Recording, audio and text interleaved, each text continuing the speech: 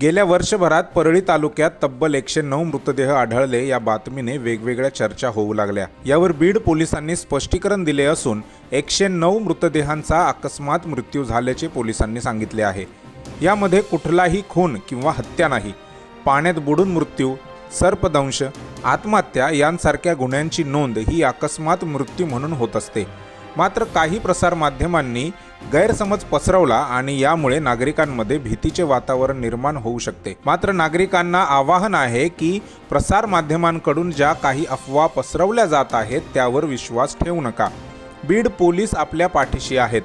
त्याचबरोबर ज्यांनी कोणी या अफवा पसरवल्या आहेत त्यांची देखील पोलीस चौकशी करणार असून त्यांना देखील नोटीस बजावणार असल्याचं अप्पर पोलीस अधीक्षक सचिन पांडकर यांनी सांगितले आहे। यामध्ये हत्या किंवा खून असं निश्चितपणे सुरुवातीला सांगता येत नसतं। जेव्हा अकस्मात मृत्यू दाखल होतात त्यामध्ये सखोल चौकशी केली जाते, संबंधितांचे जबाब नोंदवले जातात।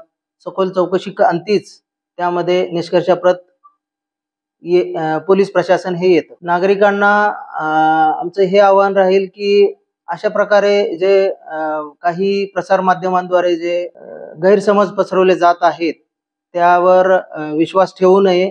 पोलीस प्रशासन हे आपल्या मदतीसाठी सदैव तत्पर आहे। त्याचप्रमाणे खुनासारखे किंवा हत्येसारखे जे गंभीर गुन्हे आहेत त्यामध्ये तर आम्ही अधिकच सतर्क असतो, परंतु हे 109 हे कुठल्याही हत्या किंवा खून नसून ते अकस्मात मृत्यूच आहेत। काही प्रसार माध्यमांमध्ये अशा चुकीच्या बातम्या येत आहेत। नक्कीच आम्ही त्यांना नोटीस देण्याचा आमचा मानस आहे।